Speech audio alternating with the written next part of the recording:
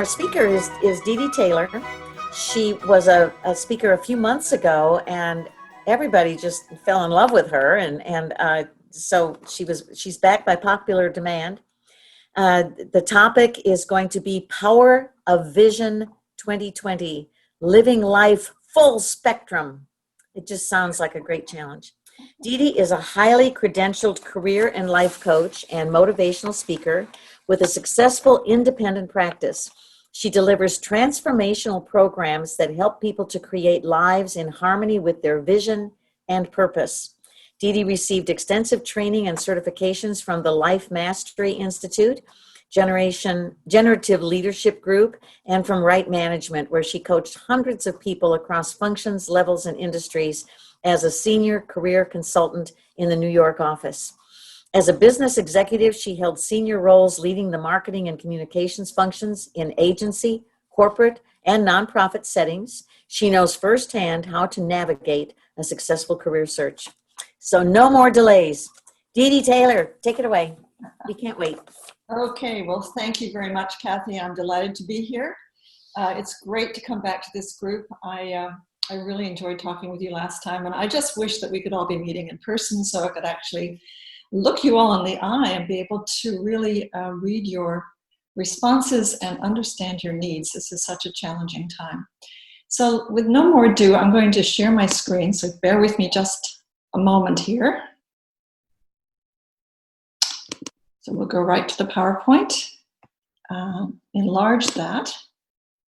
And here we are. So I'm going to be talking to you about the importance of vision in designing a life that works for you.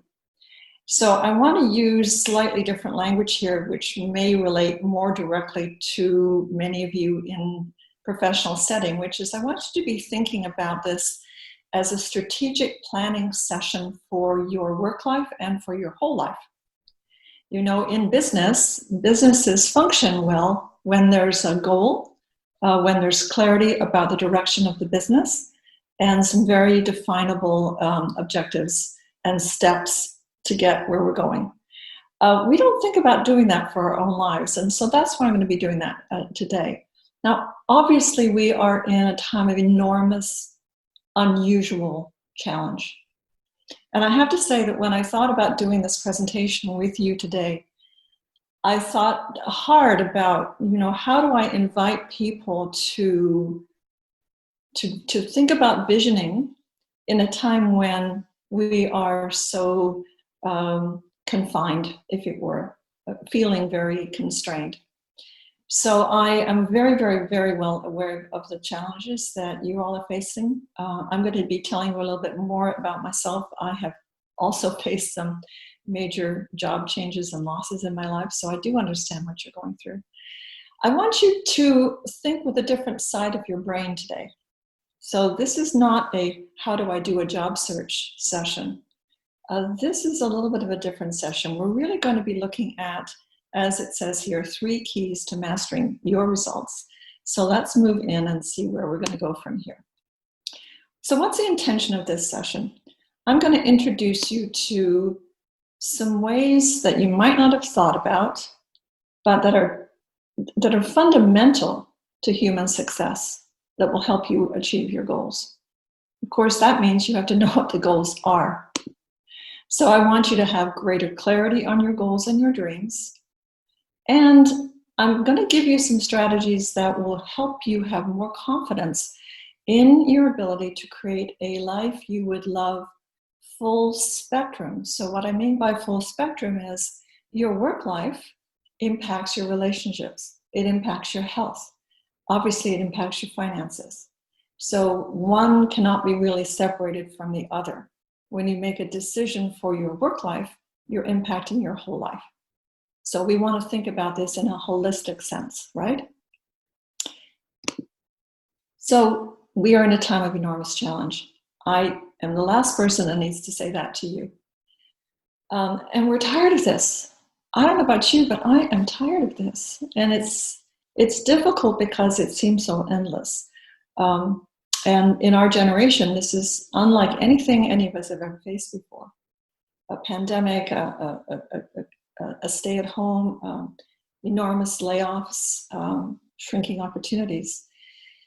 So I understand that these are enormous challenges, and I'm very respectful of that and want to share my ideas with you, understanding that we have this context. But let me say to you, ladies and gentlemen, that life is always full of challenges. There are always going to be things going on in our lives outside of ourselves and in our families and in our world that are challenging and constraining. So I'm going to present these ideas to you and hopefully convey to you that each of us has individual choices and things we can do even in times of constraint. In fact, here's the critical piece. In fact, our goals, our dreams, and how we evolve our lives, our professional lives, and our personal lives are born out of the challenges we face. It's out of challenge that we grow. It's out of challenge that we come up with fresh ideas. It's out of challenge that we get in touch with the things that weren't working anyway. And then we're in a position to begin to do something about them, right? I love this picture. You are more capable than you know. You are far more capable than you know, and you are far more capable than perhaps you have imagined would be possible, even in difficult times. You know, I worked at Right Management in New York during the height of the recession. That's how I made the transition into being a career coach after having a different career, because that career dried up and went away, and there were no opportunities in 2008. So I moved into career coaching, and as a career coach in New York, I used to say to my clients, and I'm going to say to you now, you don't have to solve the entire economy or the whole situation. You need one job. Whatever is happening in the collective isn't happening. In other words, each individual will make it work for themselves in different ways. So you're more capable than you know. In 2008, I was an independent marketing consultant, and I was doing very well. I had had a whole career running communications and marketing, as you heard, in a number of different settings. And I had an independent business. I was doing a lot of consulting projects, and all the budgets dried up. All the budgets dried up. And I was not at that time able to go and get unemployment insurance. So I went through a very, very difficult, almost a year and a half of not knowing what to do, knocking on doors, having them close, applying. Didn't know much about how to run a good job search in those days. And somebody eventually came to me and said, you know, you could parlay your branding skills, your communication skills, your writing and speaking and all of these things into being a career coach. Have you ever thought of doing that? And of course I hadn't, but I said, well, I'll consider it. And of course it was a counter-cyclical opportunity, right? As the economy went down, jobs were lost, and there was a greater need for these kinds of services.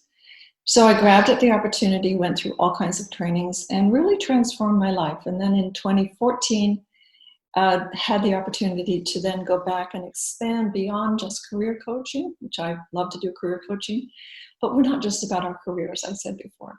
So I went back and got certifications as a life mastery consultant, and I'm now a life coach as well as being a career coach, and back with my own independent practice and loving it, and have managed to create a life full spectrum of my own.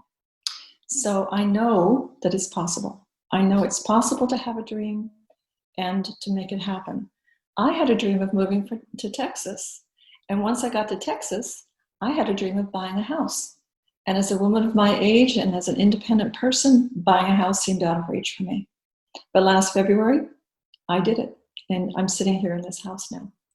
So it's very, very important. The things I'm going to be talking to you about today work.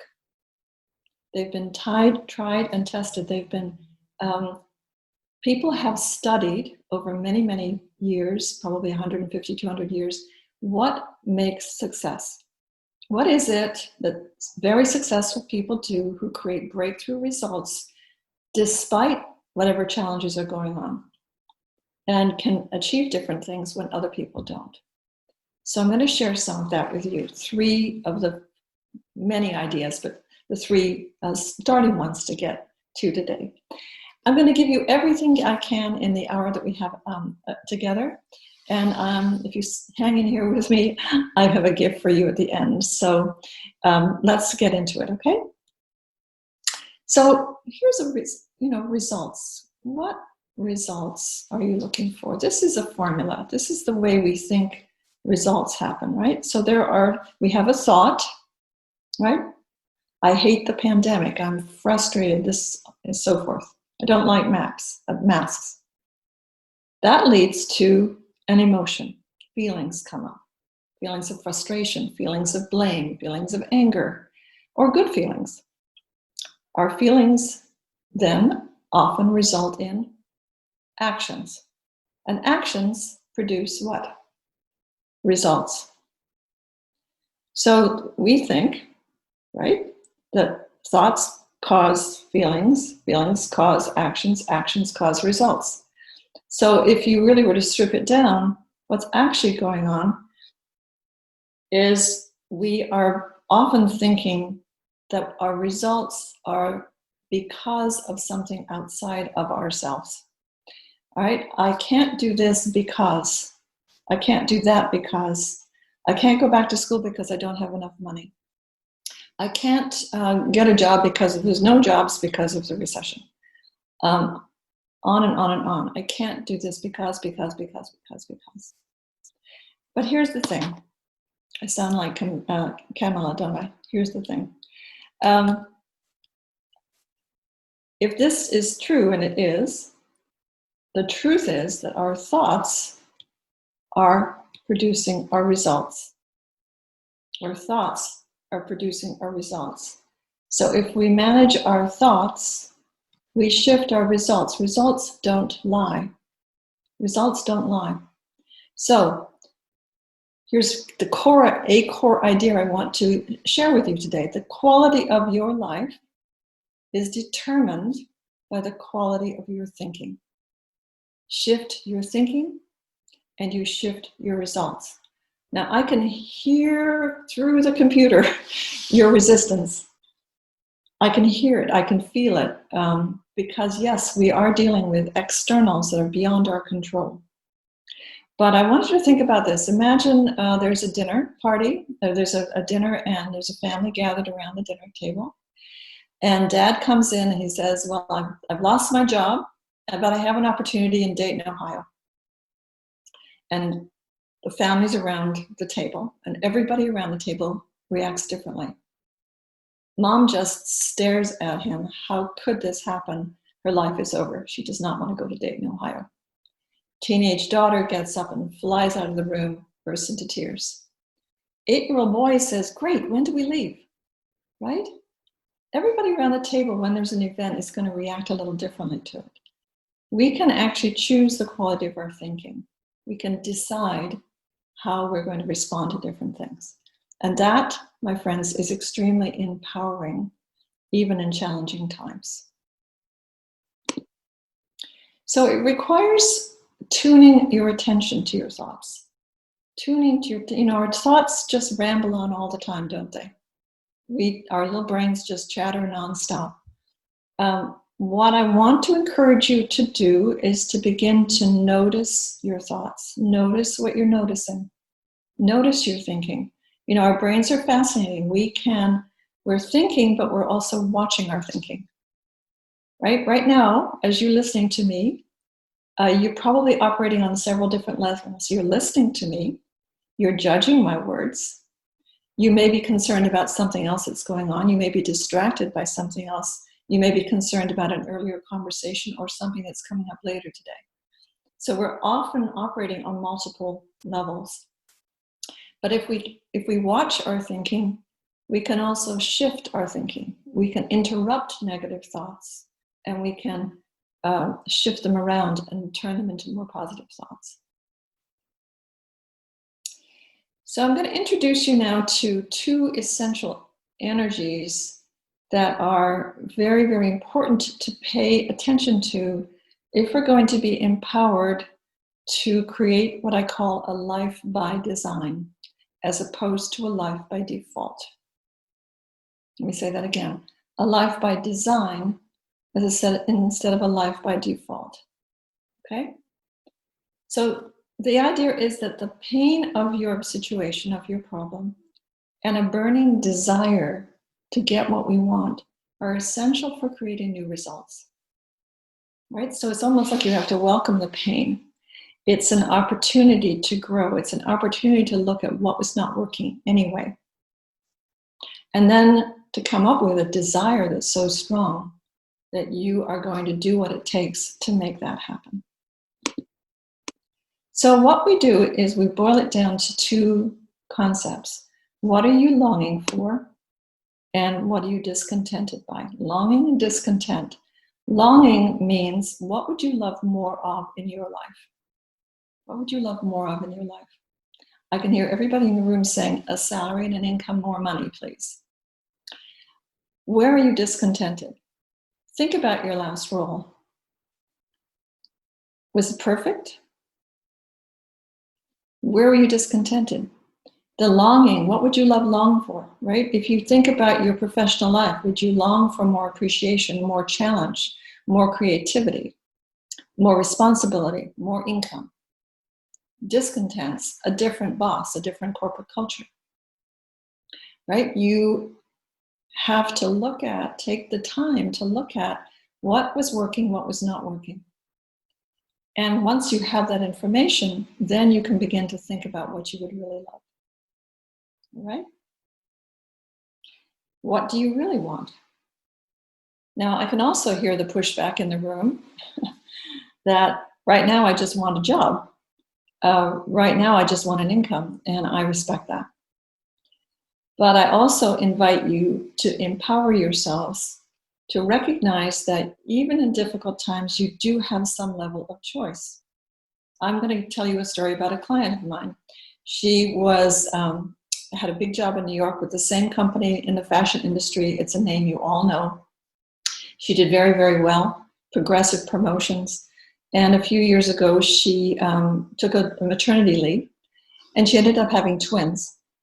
And one of the twins was very sick. So she actually gave her kidney to this baby. And instead of having the short 3-month maternity leave, she ended up having almost 2 years when she and the baby healed. And then she was never allowed to go back to that company. And she was the main breadwinner for this family. So it was a very, very serious challenge. She now had no income and 2 babies and no job.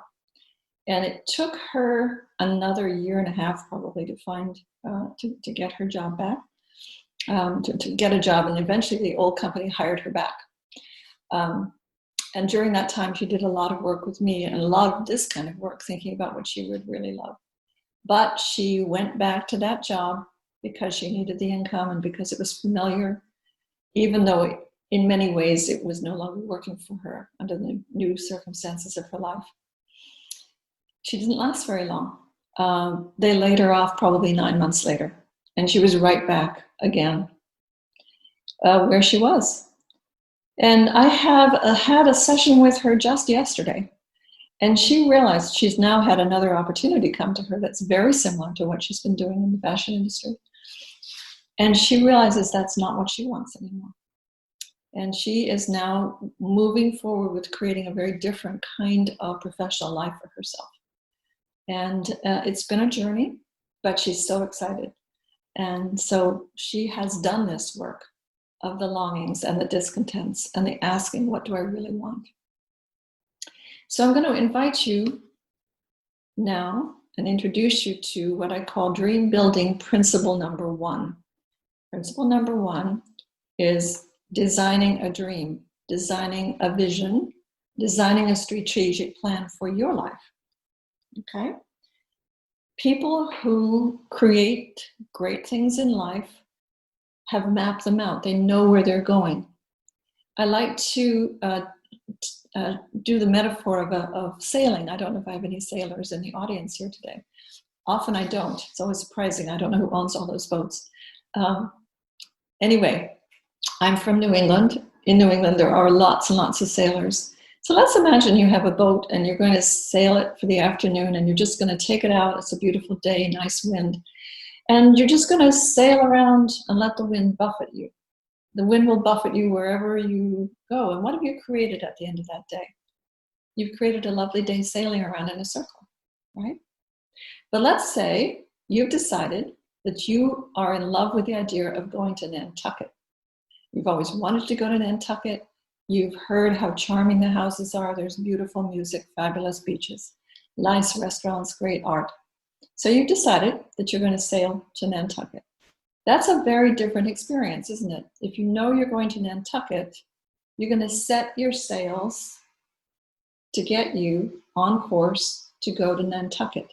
You're going to make different decisions.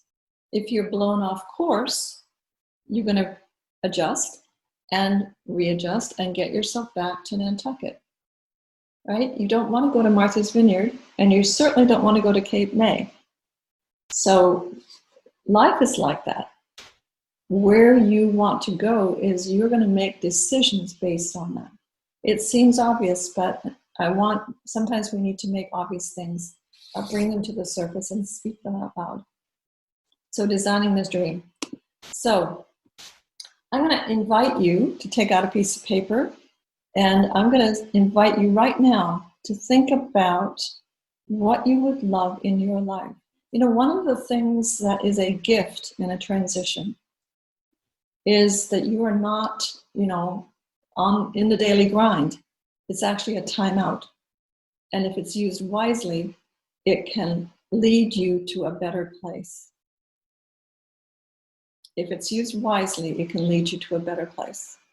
So I invite you to think about what you would love in your life, in your relationships, your intimate relationships, your family, your friends, but also your colleagues, your boss. What would work with you? Think about it. What would you like in your health and well-being? Right? Would you like to sleep better, less stress, lose some weight? Vocation, this is a job search group. Vocation is primary. What would you love if you could write the script? Are you using your best strengths? We define a strength in job search as what am I best at and what do I most enjoy doing? So we want to be spending more of our time in that area. And then the time, money, freedom is, at what cost the big salary, right? So there's a balance because there are things we want in our life, but we want money to support those things, that lifestyle, but we also want the time to be able to enjoy them. There's an exercise that I do if I was in the room with you right now, called the time machine. And since we're not in the room together and I can't pair you up and we're not going to be doing the time machine, I want you to think about this for yourself. So I want you to imagine right now that it is 2023. All right? It's October, whatever the date is today. I've lost track, 15th, I think. 2023. And it all worked out, right? They got a great vaccine. We got COVID under control. The energy picked up. The economy picked up. The political strife quieted down. The divisiveness went away. The economy is humming. Things are back on track. And there's always something. But generally speaking, what we're in now is past. It's 2023. And you have a job you really like and are well paid for. Your relationships are very, very good. You have healed some things that weren't working and made some changes that were necessary. You're working with people you enjoy. You have an excellent boss. You're making good money, but you're not working 17 hours a day and through the weekends.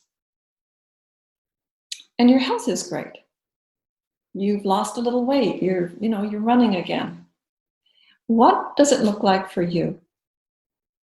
Put yourself into the future, and so that you would look back on this time and say, wow, that was tough time. But if I hadn't gone through that and made those decisions and made some choices about what would really work in my life, I wouldn't be here enjoying this today. Now, we say 3 years. It doesn't necessarily have to take 3 years. But this is what successful people do.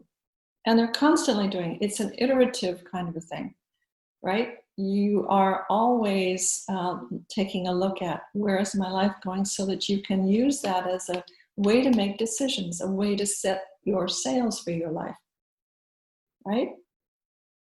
When we live by default, we let things external to ourselves buffet us around. When we live by design, we can't control the external things. I recognize that. But we can manage ourselves vis-a-vis those situations. We can make choices. We can do as much as we can. We can lay the groundwork for things. Okay? It's the time machine.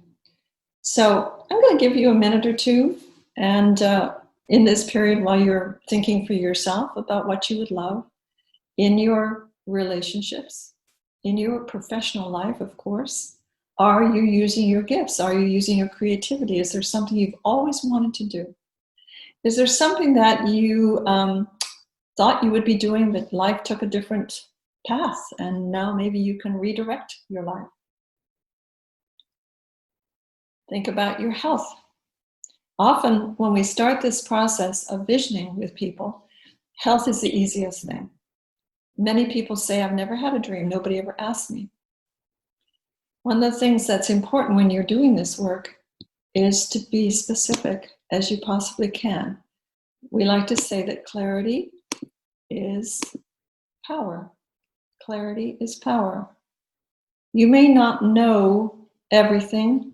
Just write down what you know for sure. Maybe you loved the job you just left and you want that job back, or something very, very similar to it. Great, write that down. So there's some ways that we do this that are important. Remember, we're writing this as if it was 2023, so we write it in the present tense. And we write it with gratitude. Gratitude is the highest level vibration with humans. It raises our spirits. I am so grateful and happy now that. I am so grateful and happy now that. So we start with that, and then we write whatever we know for sure. This kind of work is iterative. You write down what you know for sure, and then you take it from there. I have now worked with literally hundreds of clients through this process of the dream building. We start with the dream. We then go through a process of really testing the dream. Is it good? Does it work? Does it follow some important principles that is going to really work for our life? We create a sense of deserving for this dream.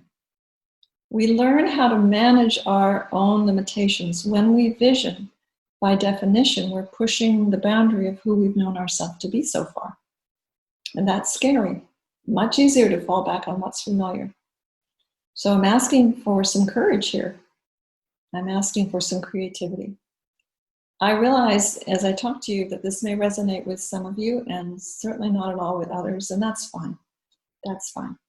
So take as much of my talk today as is useful to you and just release the rest.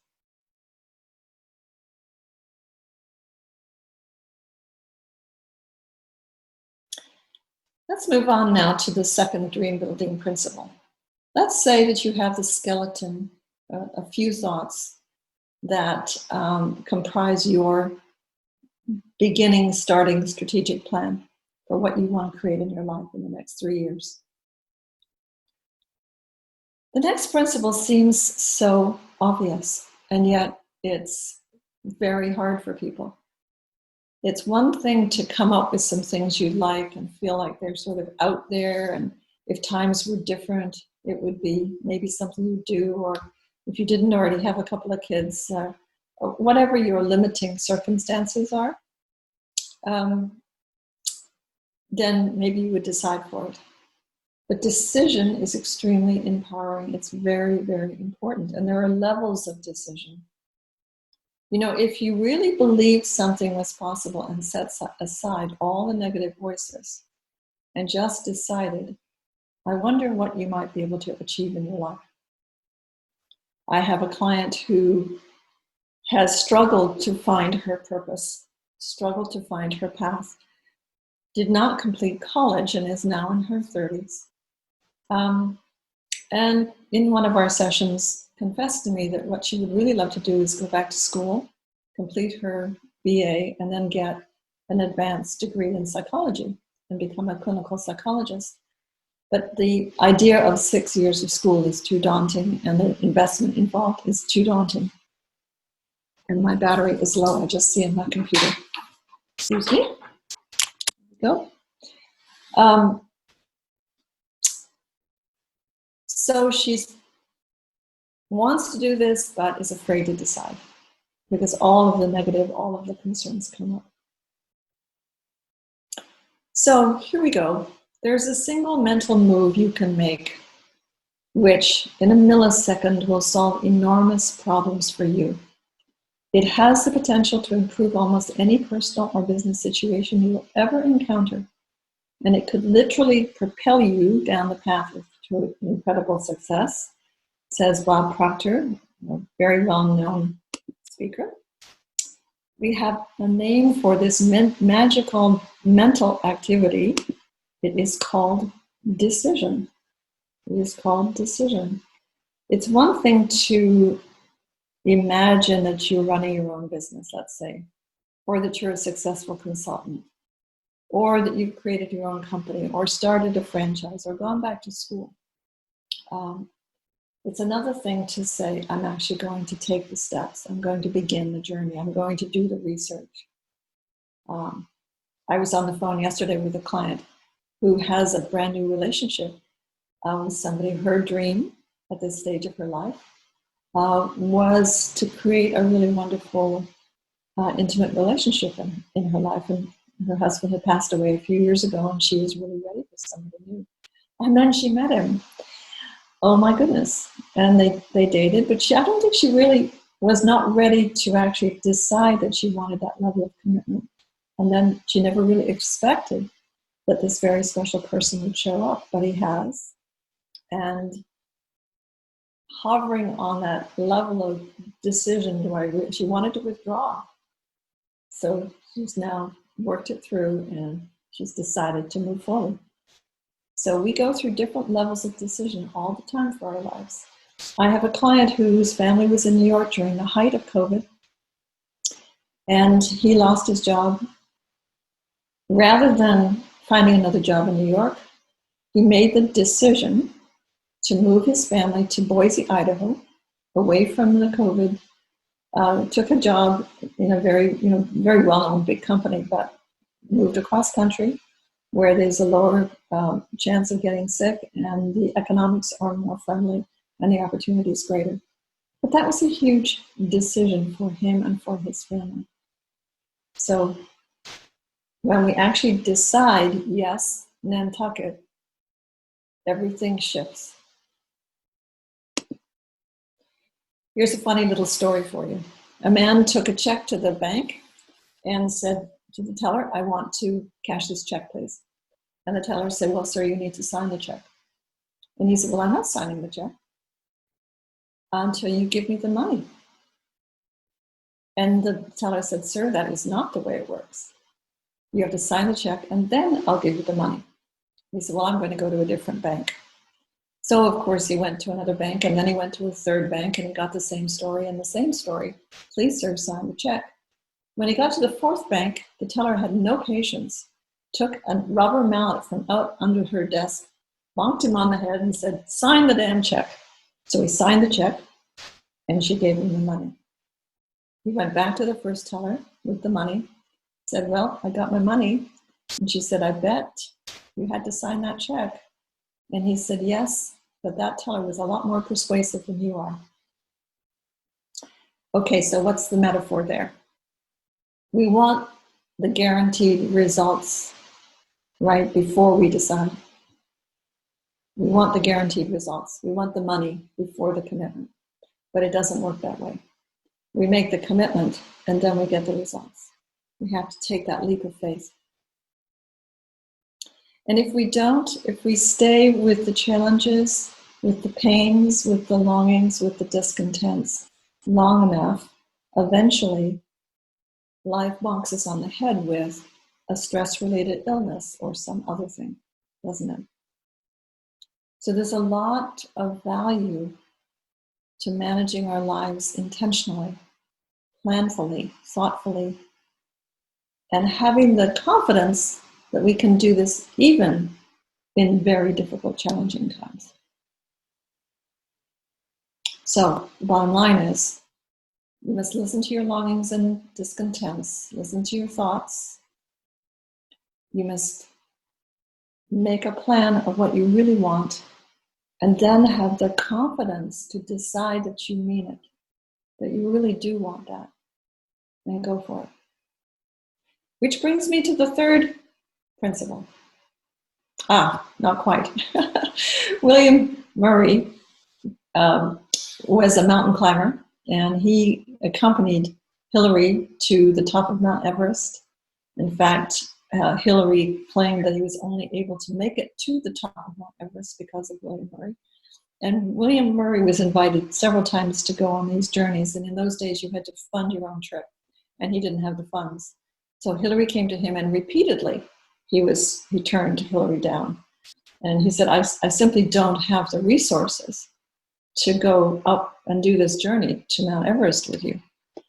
And finally, Hillary came and said, we absolutely need you on this. We know we can make it with you, but we absolutely need you.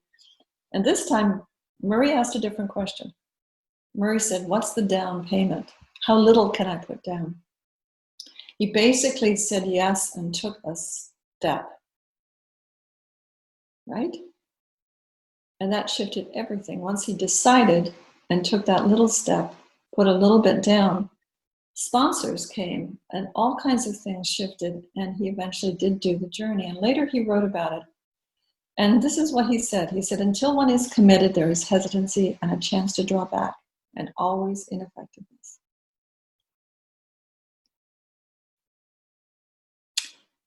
Dream building principle number 3 has to do with fear.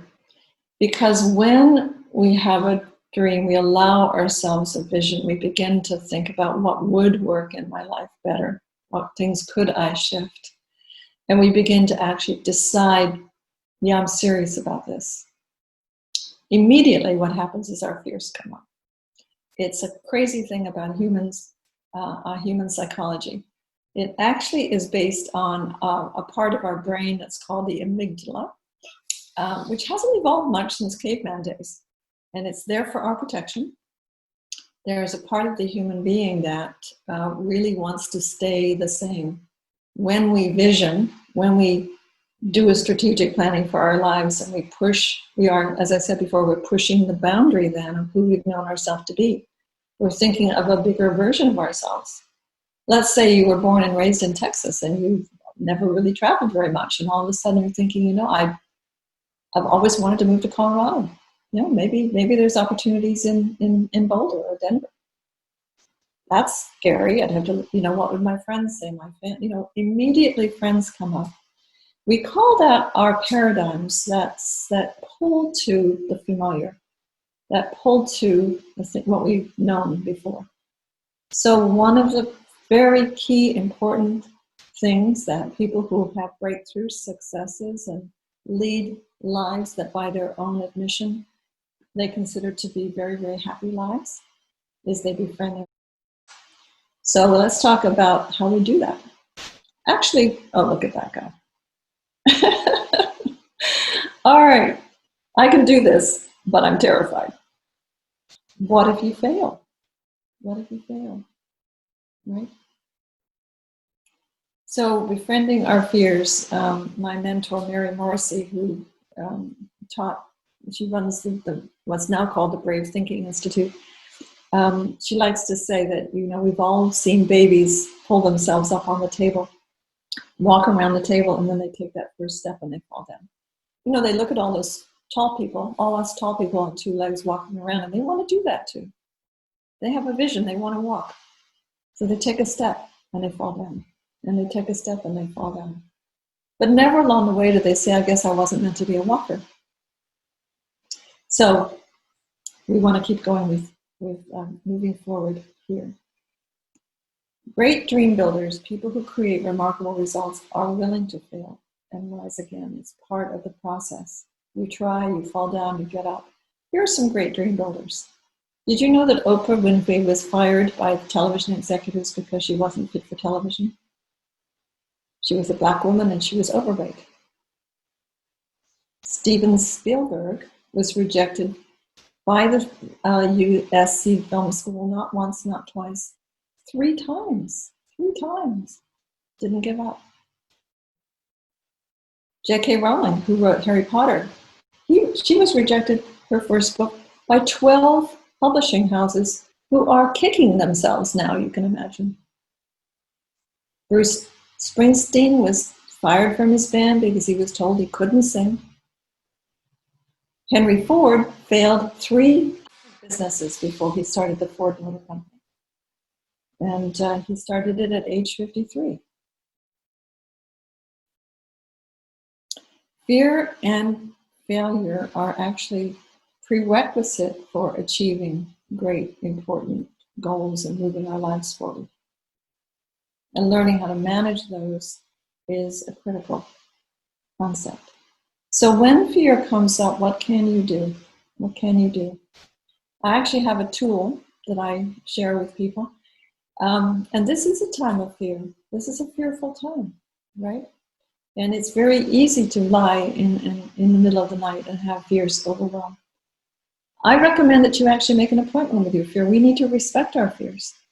Fears serve a purpose, you know, but sometimes we don't distinguish between a genuine fear, you know, we're standing at the edge of a cliff, and the feeling that there's a saber-toothed tiger outside the door.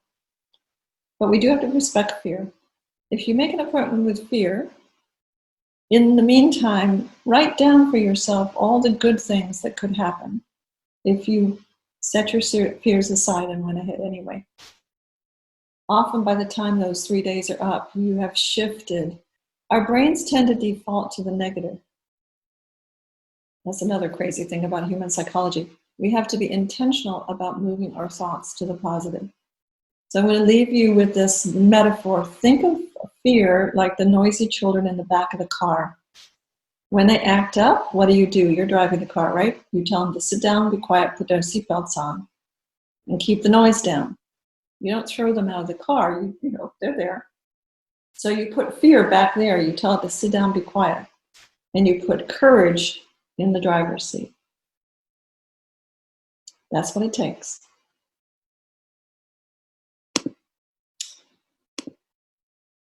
So the final thing, of course, is that when we are in love with our vision, when we've really created a life plan that we're excited about, we need to reconnect our energy with that. We need to focus on that so that the desire for what we're trying to create is greater than the fear that would hold us back. Okay? The desire for what you're trying to create becomes greater than what would hold you back. So that's very important.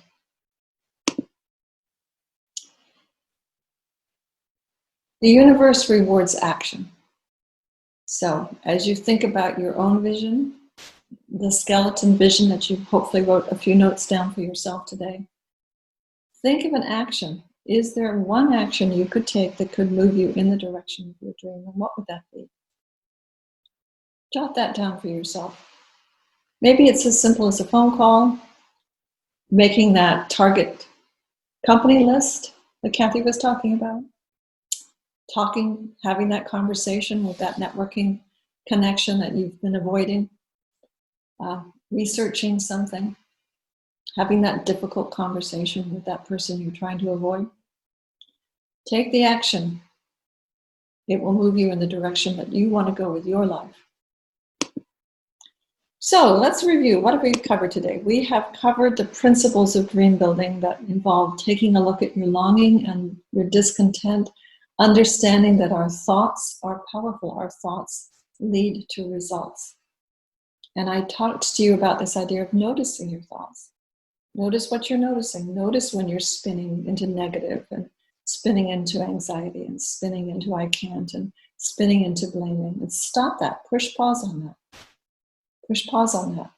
You're much more powerful than you know. But if you go into your negative thinking, that's not going to serve you at all. So we listen, we pay attention to those challenges. We recognize that there's information there that's very valuable. Our pain leads to our ability to change and achieve our goals. We design our dream, we design a vision, we create what would we love in our life in the next 3 years. Where would you like your life to be if it was 2023 and you were looking back to today? Yep. Then we said, all right, if you're actually going to create a life you love, you have to decide for the dream. You're actually the power, there's huge power in saying, I'm terrified, I wish I had the results, I wish it was proven, I wish I could get my money in advance of signing the check, but I'm going to go for it anyway. I'm deciding. We talked about principle number 3, which is when we decide, it's natural for our fears to come up. It's natural to be concerned about failing. And we looked at some tremendous successful people who repeatedly failed but never gave up.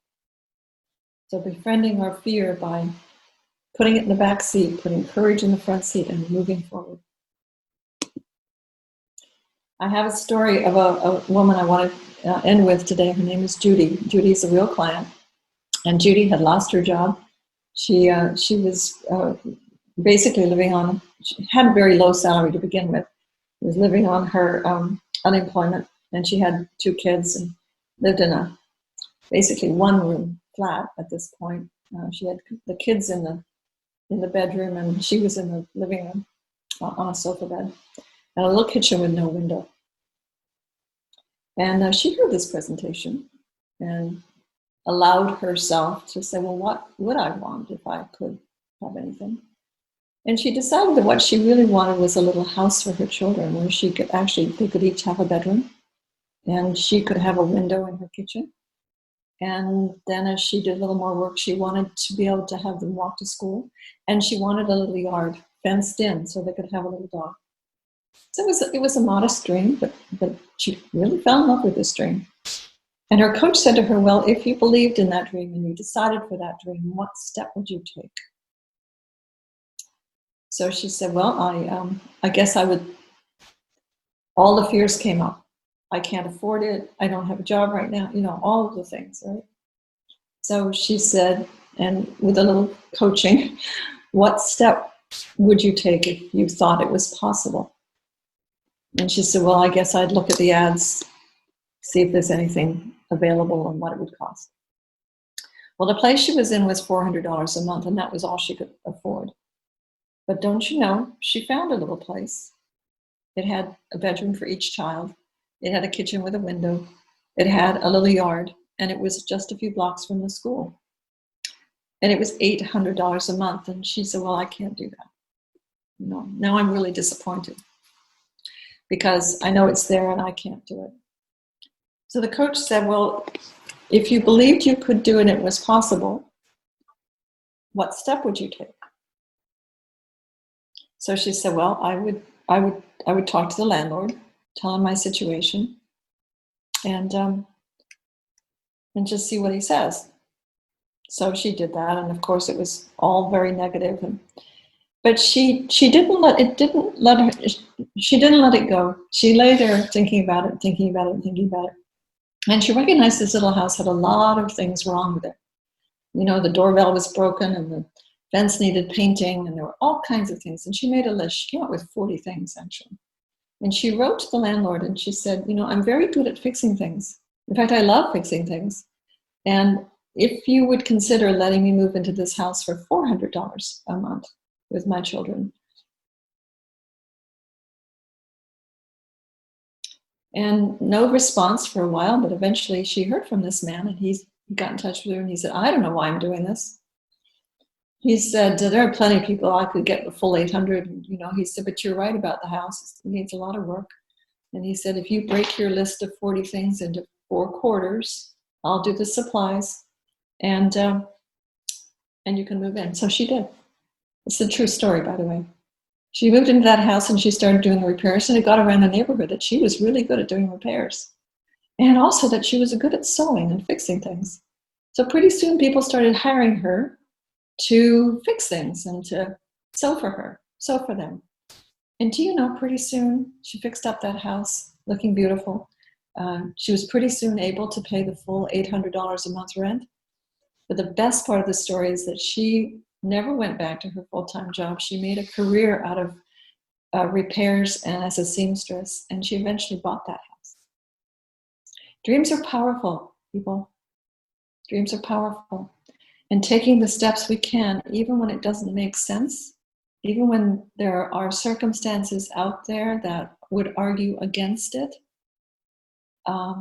there's magic in that.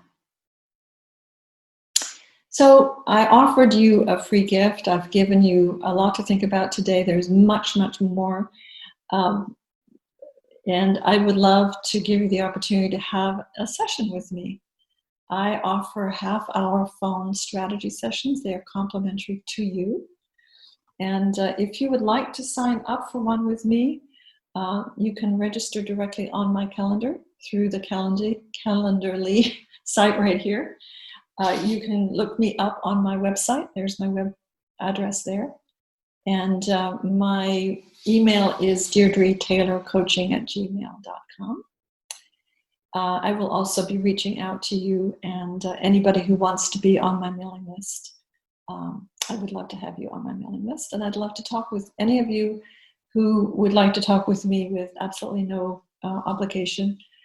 And it's been my delight to talk with you today. So this is the thought I'm going to leave you with today. Whatever you can do or dream you can, begin it. Boldness has genius, power, and magic in it. So thank you for the opportunity to talk with you today.